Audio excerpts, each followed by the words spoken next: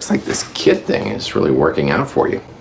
All of the shopping, none of the stretch marks. Not a good time. On any given TV show, if it's working, there's a family dynamic going on, and there's the mother, father, and the child, and Uncle Charlie. Bringing in the baby brings in a baby. You know, it does the same thing to a family on TV as it does to any family. It creates jealousies and just creates new dynamics, which is always what we're trying to do. We're always trying to just throw things into the mix and see what happens. Hey, what are you doing? Baby barf. Maternity ward was handing out free samples. You can't handle wearing that stain. You can't handle a baby. She's a woman somewhere around 40. It's nebulous. And she is a hardworking, professional woman who's got a lot on her plate. And I don't think it's possible to hit that age as a single woman with no children and not have the question come up as to whether or not you want to be a mother. It's a really hard question to answer honestly, because there are so many things that influence a female. There's society, religion, your family, commercials, entertainment in general. All these things are kind of thrown at you and giving you an idea of what it means to be a woman and what a woman should do with one's life. I think for Cuddy, she came to the conclusion that it was something she wanted to do no matter what. Is it really worth it? Just for the pursuit of unconditional love? Only you could see that as a bad thing. We were also starting to pursue the Cuddy House relationship this year. And so it was in that context that we were looking for what we can do with Cuddy. They had an idea that House and Cuddy should have this beautiful moment together. And they were trying to find a deep enough tragedy for both of them that could get them to a place of that kind of vulnerability. So there's this wonderful story about her almost getting a baby and then the baby being taken away. When I saw you hold her and the look on your face, that's when I realized I can't. So that was how the story kind of wove in and became about, for Cuddy, a baby, for House, his father dying and the loss of his friendship with Wilson. My mom didn't call Cuddy. She called you. I knew you couldn't stay away. I knew you loved me too much. I'm doing this for your mom. I thought it was a really incredible piece of writing. I loved the conclusion of that with the kiss. I think that's like the finest way of these two characters to find each other in an intimate moment is through pain. Right.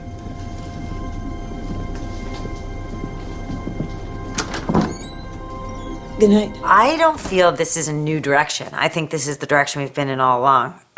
Maybe I was just lying to myself, but it seemed to me from the pilot episode that these were two people, House and Cuddy, that had chemistry with each other and complete incompatibility in some ways and absolute compatibility in other ways. And I think because of that, it kind of exaggerated the void that Cuddy feels in her own life, which would further compel her to adopt a baby or have a baby, however it could happen in her world. As all our stories are, it just seemed like a natural place to go, and then trying to maximize the dramatic import we can get from it. And so, you know, one step forward, two step back, and all that, and have her try and try and try again, and then yeah, we've been eventually laying the groundwork for. Yeah, eventually either she gives up or we give her a baby, and we gave her a baby. She meets a young girl who is dying from a pregnancy-related disorder, which meant that she abandoned a newborn infant in an abandoned building. I didn't even bury her.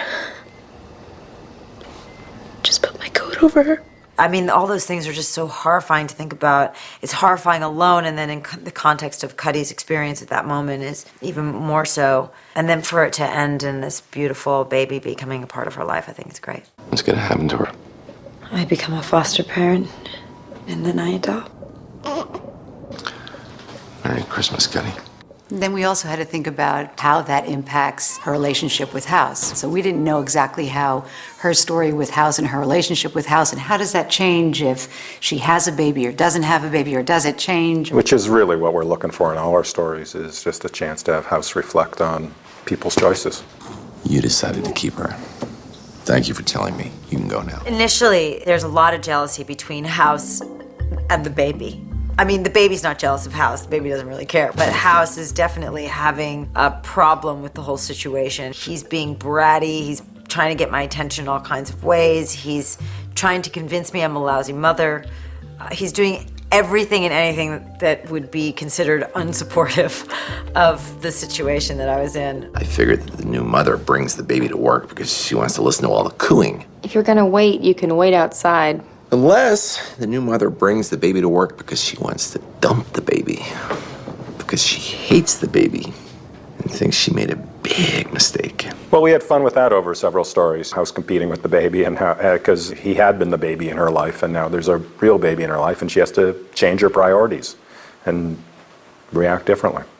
And he has to adapt, except he doesn't. I've got a DYFS home visit on Friday. And I've got a WHORE visit on... Mama's busy. You two are gonna have to go play outside for a while. But then, of course, she's a complete failure as a mother. She can't do it. It's ridiculous. So she has no idea how to be the mother of the hospital, the caretaker of house, and the adoptive parent of this baby. What's wrong? And she, I think, is ready to throw in the towel. She's ready to give the baby back. I don't feel anything. You're tired. I loved that episode where Cuddy has not yet figured out how to connect with a baby, and in a really understandable and relatable yet not very frequently talked about way is questioning whether or not this was not only the right choice or whether she's good at it, but whether this is simply something she even wants to do. I know I'm supposed to feel amazement. I'm supposed to love her.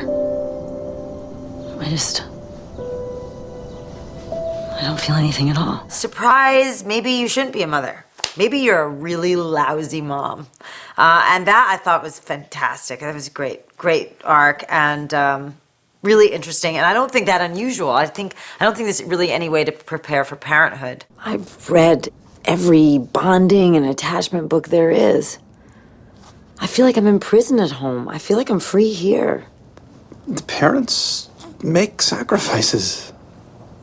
I don't know if I want to. It can really sort of throw you for a loop when you're used to running a hospital and you're used to having people who understand what it is you're asking for, and babies are not like that. So Cuddy had a little bit of a hard time connecting and figuring out her language with that child. We work very hard to find some new way of looking at things. We don't always succeed, I'm sure, but it's very important to us that we don't just say what other shows have seen, what I've seen a dozen times or more before on TV. The stories we like telling are throwing our people in a situation and then taking a different look at it, but hopefully a truthful look, not just turning things on their head for the sake of turning things on their head, but finding some truth in there that maybe people haven't said or haven't observed or haven't noticed. I think the hardest scene for me was the scene where I actually had to scream at a crying baby. I had to be crying, screaming at a crying baby, and it was really awful for me because that's a real baby who's really crying and I'm screaming at it.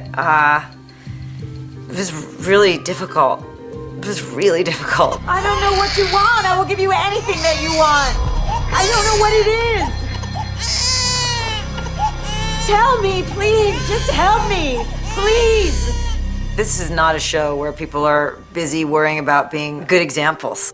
That worked. This is as un-PC as it can be on network television, and I think the point is to do that, to just kind of tell it like it is, not like you want it to be, and I think that's part of what people like. I think the fact that she totally sucked as a mother at first is more honest and more interesting than suddenly her being able to do everything all at once. But she gets better. Cuddy gets better.